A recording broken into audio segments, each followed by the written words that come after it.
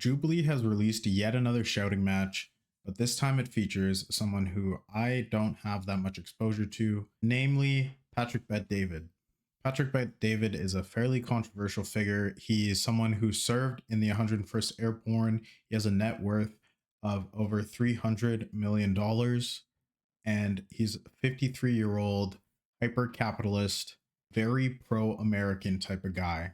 Title of the video is One Capitalist versus 20 Anti-Capitalists. I'm generally not a fan of this format of video because it basically degrades fairly quickly into people trying to yell information out, not listening to the other person, and it can be like I've never seen an episode of Surrounded where it actually feels like a debate. That being said, let's go right ahead and hear what Jubilee has put together for us.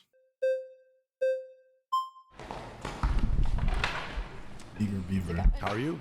What's your name? Good. Hi, I'm Alana. It's nice to meet you. Okay, so I think the issue is the framing of incentive here.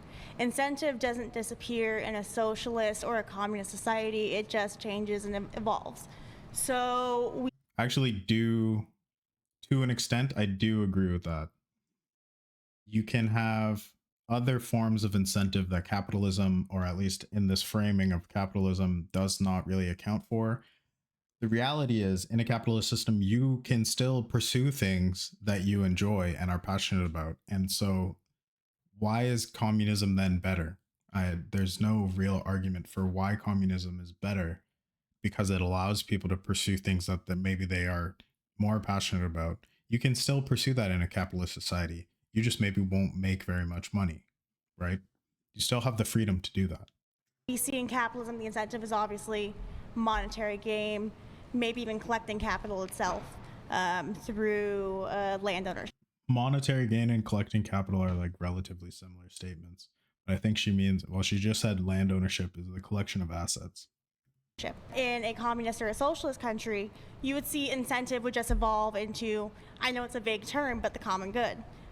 You have an incentive to do your chores around your house because you don't want to live in a filthy house, right? That makes sense. It doesn't have to be just monetary. So you don't think monetary incentive drives people, or you're saying that people should be excited to do their job, whether they're getting incentivized for it or not? That's what she's saying, that under other economic systems, people would work a job for would be able to work a job for other reasons than monetary gain, because the gap in income between the job they would work in a capitalist society and the job they want to work would no longer exist.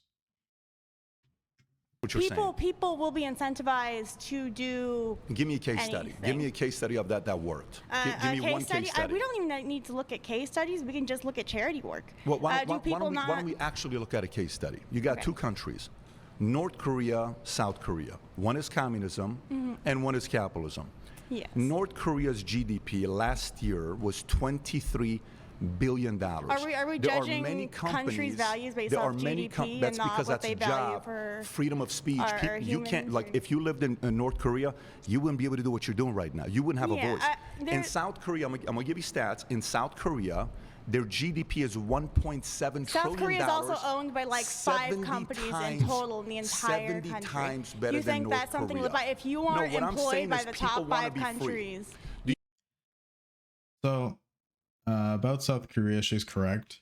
Well, correct to a degree, not literally correct, but there are like 5 or 10 families that basically own all of South Korea's economy.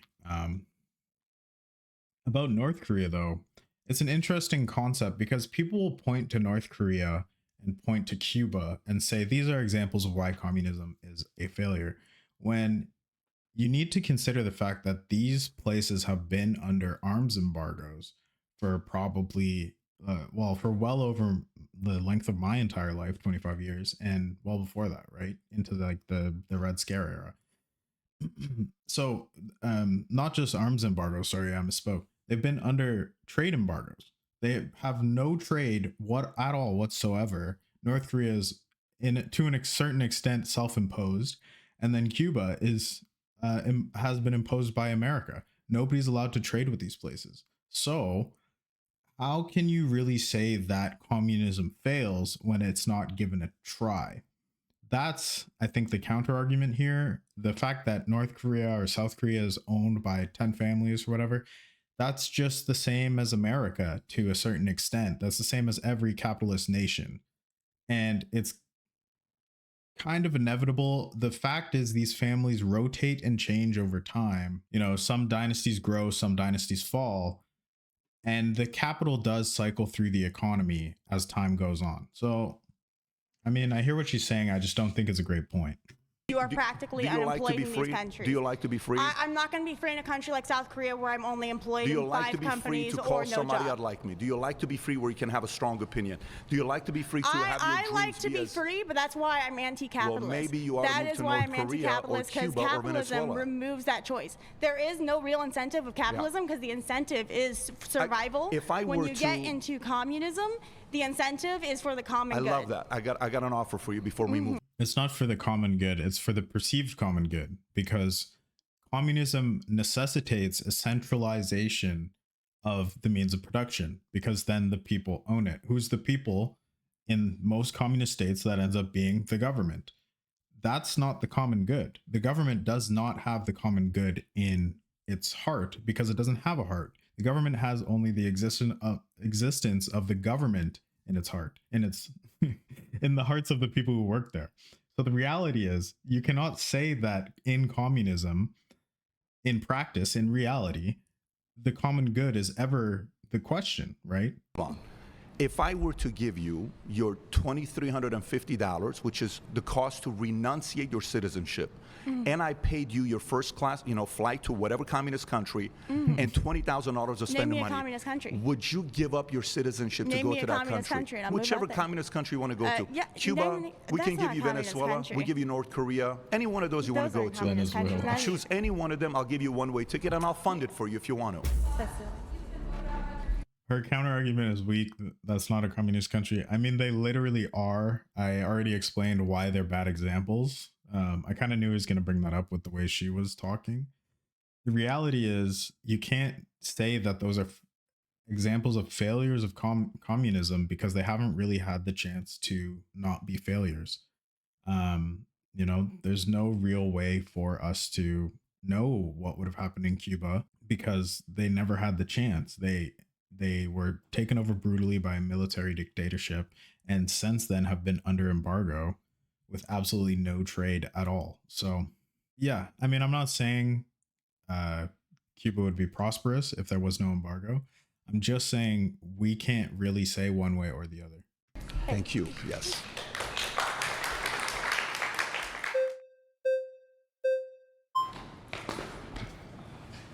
Hi. What's your name? My name's Hunter. I'm going to be honest, I've never seen your videos before, even though there was some...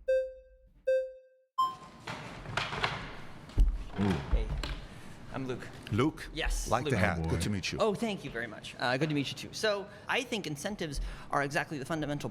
Wild voice right off the bat. Wild voice. Let's keep going. Problem with capitalism is that you say incentives are what make it work, and I think that's the whole issue, is that the primary incentives are either greed, amass as much personal wealth as you possibly can. You think that's the problem? It's greed? Yeah, exactly. And because you're not greedy at all. And like you said, survival. Yeah. Right. So the person working 5 jobs, that they're doing that to they wouldn't want to do that if they didn't need to survive. But that's such a horrible dystopian world to live in. If someone has to work 5 jobs just to survive, how did they get there? How much of that is on their decision making? How much of that is on their doing? How much of that is on the market where they're not finding ways to improve themselves? It doesn't matter how much onus is on the individual. We want to create a world. Of course it is. No. Who else would be responsible?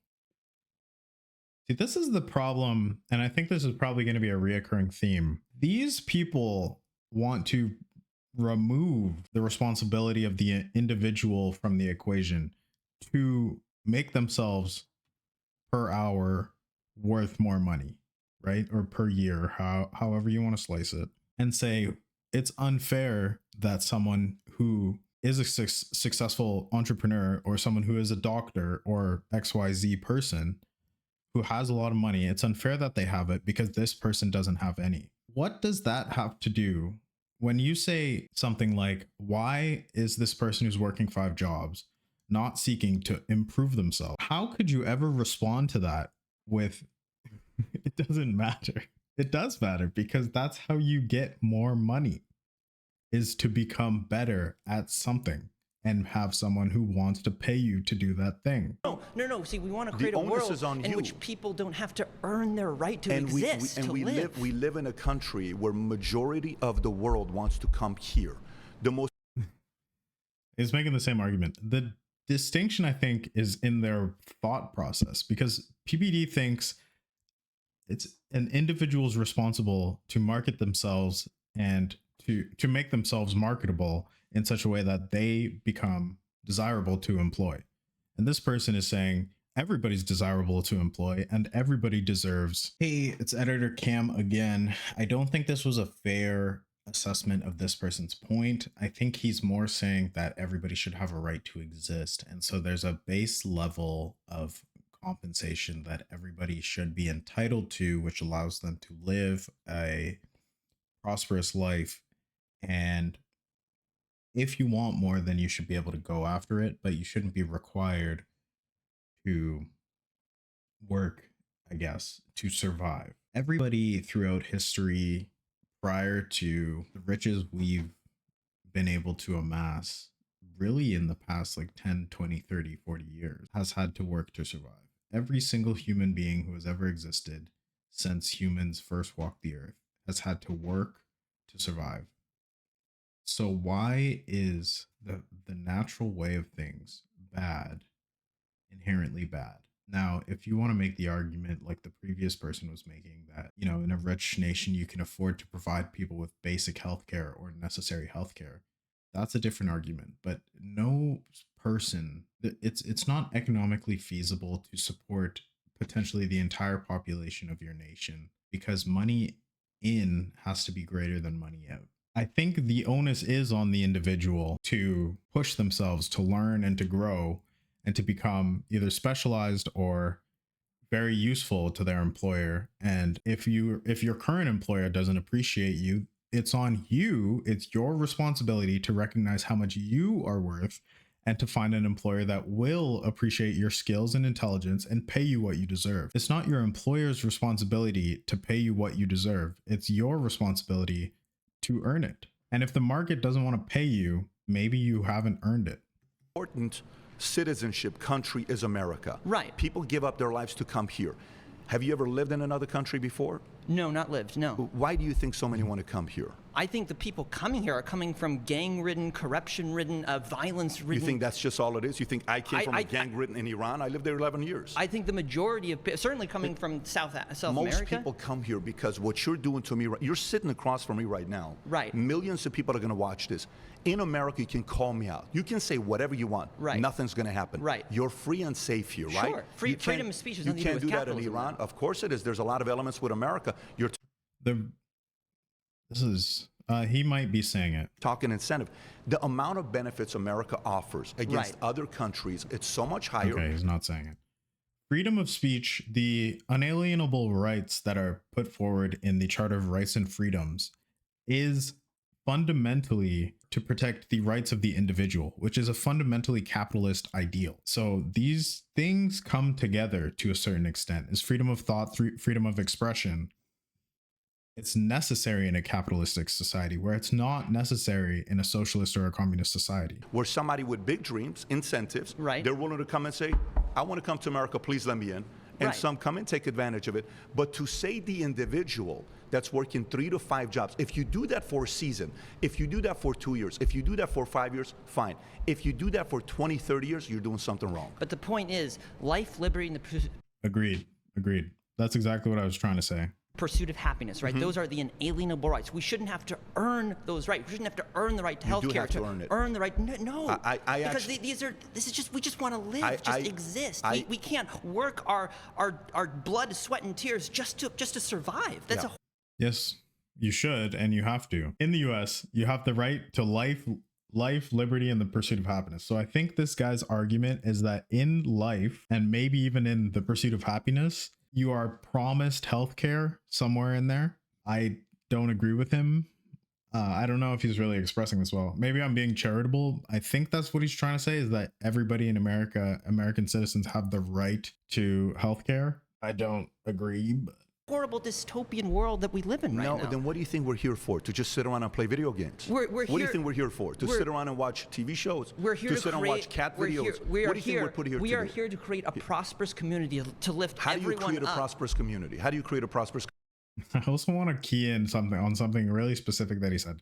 What a horrible dystopian world we live in. Is his assumption that prior to capitalism, you didn't have to work to survive? That in a feudalist or even a communist society, you don't have to work to survive? Everybody has to work. It's just instead of working for yourself, you're working for either the common good or you're working for the person who owns the land that they let you work on. In a feudalist society, you have to work to survive. I don't understand how that's dystopian at all. Everybody has always had to work to survive. That's always been the human condition. There's never been a period in history where you weren't expected to be working to survive. That's never been the case, ever. community? Matter of fact, for you, how have you positively impacted a community? I guess volunteering, food banks, Volunteering Habitat for food. I Humanity. appreciate you for doing that. Have you created jobs for others? Created jobs? No, Yeah. I wouldn't say Why so. have you not? I haven't had the ability to do so. Do you think it's easy or do you think it's hard? To create jobs is probably hard, yeah. It's okay, so the people that create jobs, you think they should have a little bit of incentive for having risked their life savings, spend time away their families to create jobs so somebody like you can work for that company? Sure, but that is does not, the incentive. And bravo for them, but that does not give them the right to pay themselves $2 million bonuses while their workers are scraping by at like $10 an hour. You don't get to choose how much money I choose to make. That's not your business. That's my business. If you have 4 girlfriends and I have 1, is it my business to tell you can't have 4 girlfriends? I think if you play 7 hours of Fortnite every day, right, and I don't play Fortnite at all, should I tell you you shouldn't be able to play 7 hours of Fortnite? In my view. Hey, appreciate it. My next claim is if all the money in the world were divided equally, it would return to the same pockets within 5 years.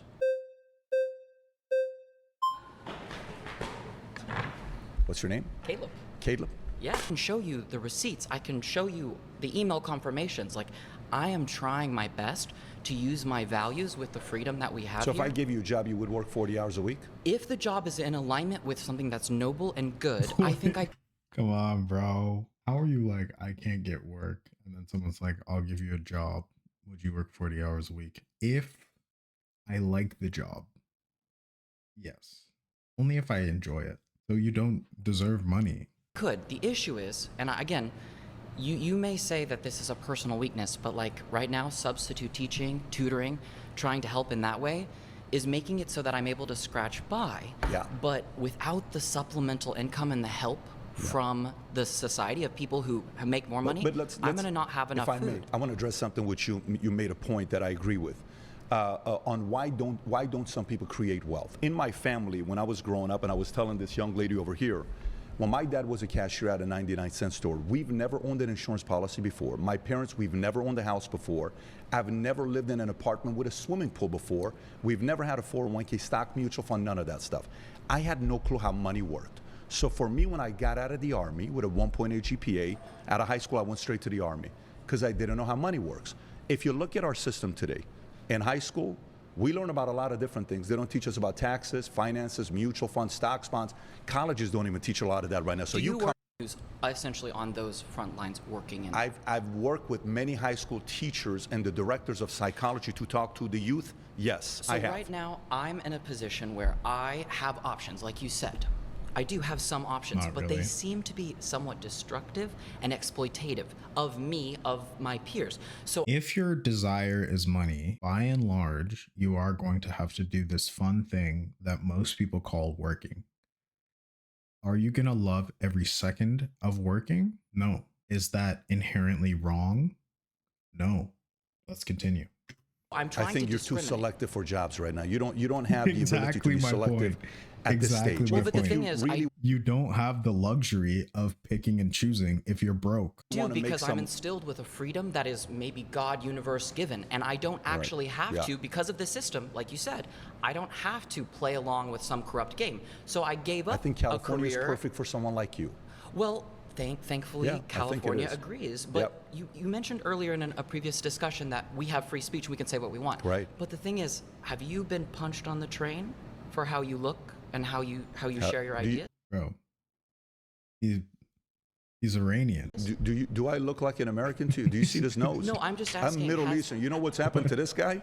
You know what's happened to me when I was discriminated do you all over really the place? feel like that's free speech no, if you're being but I don't mind punished it. I don't. by people who have prejudice I against don't you? mind it because I understand there is a risk that you may be disrespected. There, like here, I've been disrespected here many times. I've been offended here many times.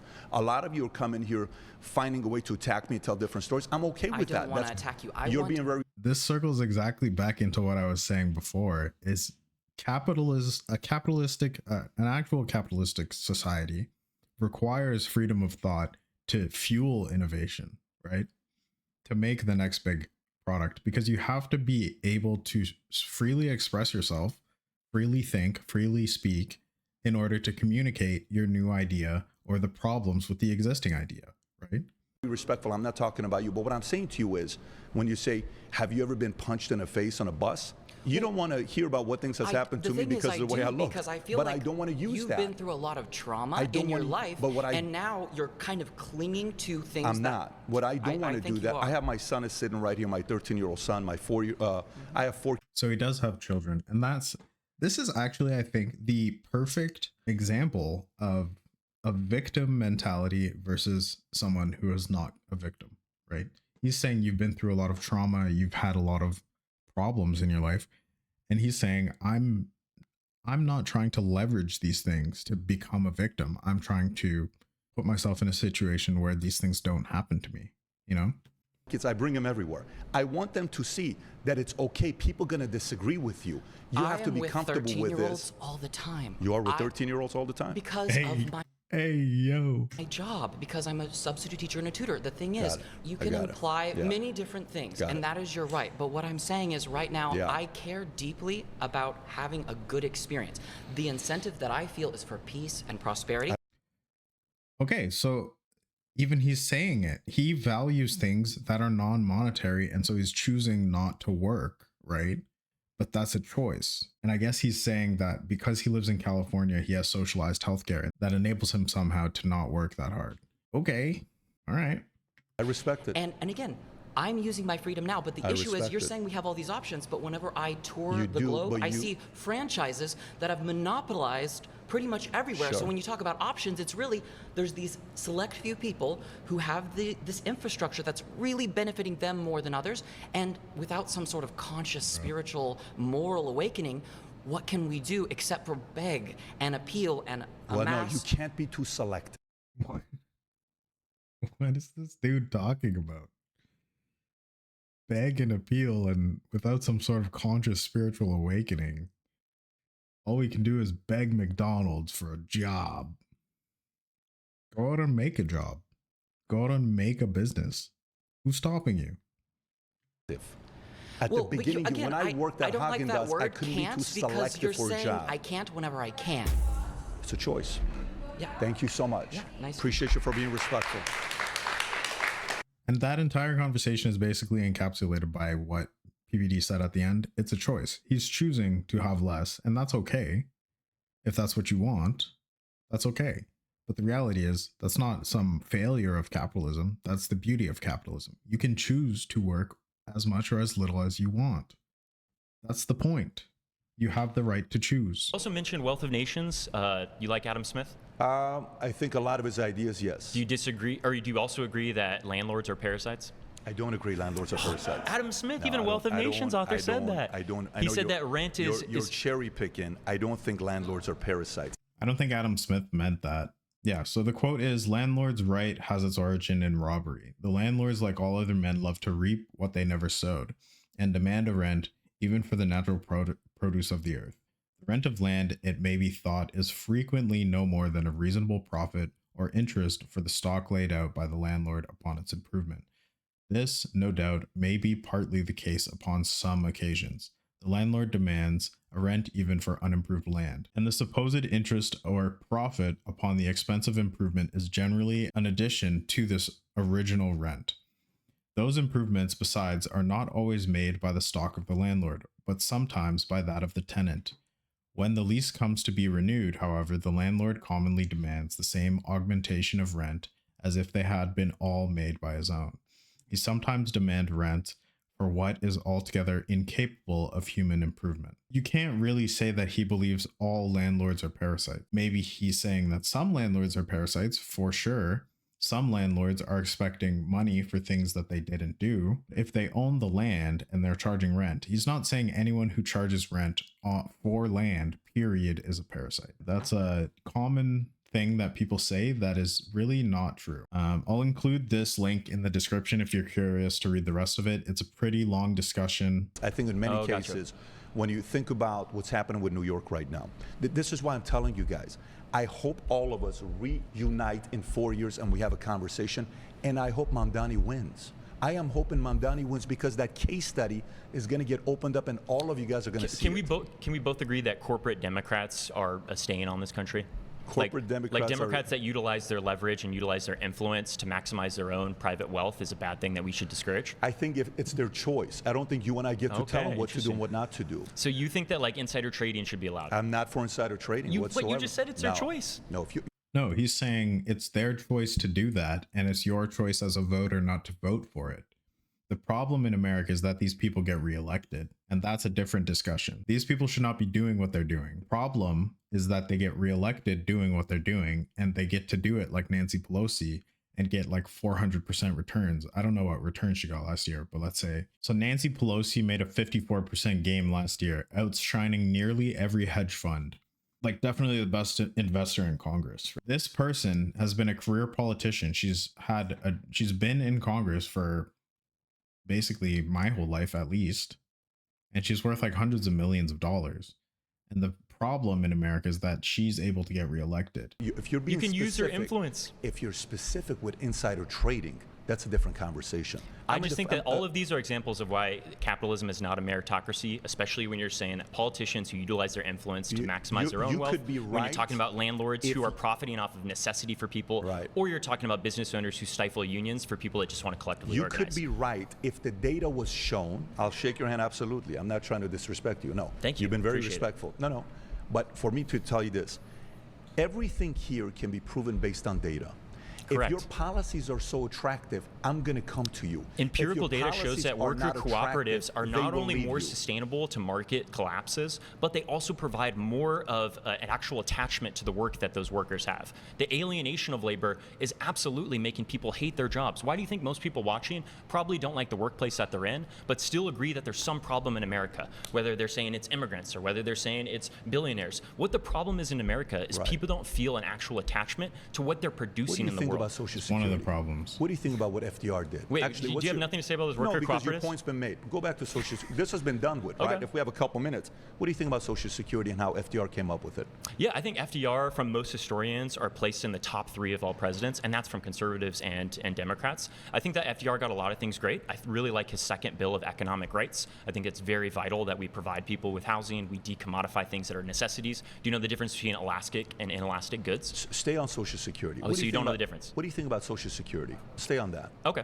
Who doesn't know the difference between elastic and inelastic goods? It's like economics 101, literally the most basic economic concept. It's like the first thing they'll teach you in probably every single economics course. Well, Social Security, I think, was initially had as a social safety net to add a supplemental income to people's pensions. So most people going into like the 1950s all the way up to the 1980s were given pensions by corporations as a promise to, if you work for my firm, I'll make sure that I supplement the exact same salary that you're getting throughout the rest of your life. Now, what Ronald Reagan did was he changed the pensions to contribution-based retirement, which means I have to put this in the 401k, I have to put it in the stock market, and if the stock market collapses... Do you think Social Security ended up being a system that worked? I think that Social Security is definitely needed as a supplemental income. And right now, since we have contribution-based retirements, it's absolutely needed, because if you don't want old people eating cat food, we probably need some sort of sustainable income for them. When he came up with Social Security, do you think his intention was to have 74 million people use it today? Do you think that's what he thought was going to happen? Yeah, and I think it's because you're not gutting the program in its entirety. So you can say that Social Security is a failure if you take the wheels off of a car. The car's not going to run. But if you continue to buff it up and you make sure that you have good guardrails, it can be a successful program. The challenge is, a lot of time when you come up with a noble idea to try to fix something today, ends up getting bigger and you never expected it. When Social Security first came out in 1935, the first benefits were paid in 37, and it was paid in a lump sum. At that time, we had 128 million people living in America. Do you know how many people got Social Security? Tell me. 54,000. Do you know when benefits started? Tell me. 65 years old. So let me say this again to you. Life expectancy was 61. Social Security benefits started at 65. Right. So you're saying because we've increased life, people need to work longer, right? 0.04%. So grandma should be working at the Let me make the my mill point, right and now. then you can say anything you want to say. Well, I'm just saying, you said as life expectancy increases, people should be working longer. Let me tell you want to extend the retirement age, No, correct? if you bring that to today, and you bring the math, exact same formula as the great FDR came up See, with. Patrick, here's the difference between our worldviews. You're saying that because today, Social Security, there's 340 right million now, people. Let me say the point, Go ahead. and then I'll let you speak as long as you want to speak. Great. So that went from, math again for you, 54,000 out of 128 million people, 0.04%. Life expectancy 61, benefits start 65. Today, it's 74 million out of 340 million, that's 21%. When life expectancy is 78, benefits start at 65. Do you know who's going to pay the price on Social Security? Not my generation. Yeah, if yours we keep is. doing cuts, correct. If we keep doing cuts, No, because and you're going to Social run out of Security money. tax payments, You're going to run out of money. No, that's not how it works. So the difference between our worldview, Patrick, is you're saying not only should people work longer into life because life expectancy has increased, but that they should work longer into life without guarantees for health care, without preventative care, and that's not only going to increase to the deterioration of people's living conditions, it's also going to lead to a worse economy. Because let me tell you, 70-year-olds not going to be the most productive members of our economy. They should be spending time with their families. They should be easing into their passing away. We shouldn't be forcing grandma to go to the mill. It's going to be on your back. You'll be paying for this in 30 years. Appreciate you. That is one of the major problems with Social Security. The money is running out. Yeah, I think that Patrick is a really great salesman. I think that he came in and confidently sold what capitalism is. But I think that the main point of today really showed that capitalism's best product is giving excuses for its own failures. I don't think that we should be giving these people a large platform to amass a larger following, but I do think that we should expose these people to the light. And I think that even if people have horrendous and repulsive views like he did, I want to hear them because I want to know who those people are. What views did he have that were really could be classified as horrendous or repulsive? Incentive is a good motivator. We have capitalism has lifted the largest percentage of people out of poverty of any other economic system. If all the money in the world were divided equally, it would have returned to the same people. I guess maybe that one could be pretty viewed as pretty rough. The US is more socialist than capitalist today. And then this one where they just kind of argued nonsense. I mean, I wouldn't classify any of these views really as like horrendous or repulsive. These are just kind of opinions. So yeah, I think that's the video. I think there's some interesting insights. Once again, it did kind of devolve into just information spewing back and forth, which can hardly be called a debate. But I think what this was for me was kind of eye-opening towards someone like Patrick Bet-David. He is well-spoken and able to articulate his points well, even under fire, constant fire from people who disagree with him. I don't know really that we came to the bottom of whether capitalism is a good or bad economic system in this video, and I'm not sure that it's really possible to do so in a format like this. I think the big takeaway here is that anti-capitalists hate capitalism, and they'll just point out things that are hard to solve and say, if we were socialists, that would be the solution to these problems. When in reality, you'd trade problems, right? So you'd go from having a problem where Social Security is inadequate to a problem where something else is inadequate. Just because capitalism has failings, I don't think you necessarily throw the baby out with the bathwater. But that's my thoughts. Let me know your thoughts down below. What did you think of this video? Do you think Patrick Bet-David did a good job? Do you think the socialists or anti-capitalists did a good job? Who do you think won the debate? Do you think anybody really won the debate? Personally, I don't think anyone really won. We just had a bunch of statistics and information thrown back and forth, and a lot of excuses made for why people can't get jobs. So let me know what you think. Share your opinion down below. Leave a like on the video if you enjoyed it. And I look forward to hearing your thoughts. Till next time, peace.